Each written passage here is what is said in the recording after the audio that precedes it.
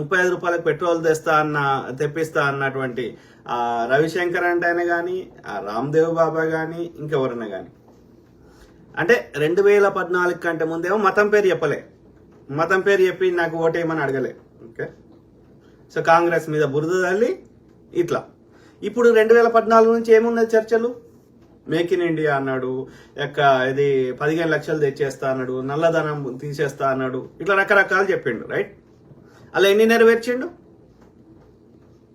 ఒక్కటి చెప్పండి. ఒక్కటి అడిగితే జుమ్లా అంటున్నాడు. కానీ పొద్దుగాలేస్తే ఏమి సోషల్ మీడియాలో కానీ రెగ్యులర్ మీడియాలో ఏమి ప్రచారం ఉంటుంది? ప్రధానమంత్రి ఇప్పటివరకు ప్రెస్ కాన్ఫరెన్స్కి రాడు. నేను చదువుకోలేదు ఆయనే చెప్తాడు. హోంశాఖ మంత్రి వచ్చి ఆయన ఎంఏ చేసిండని దొంగ సర్టిఫికేట్ పెడతాడు. 3 డేట్ ఆఫ్ బర్త్లు ఉంటాయి. అర్థమైందా?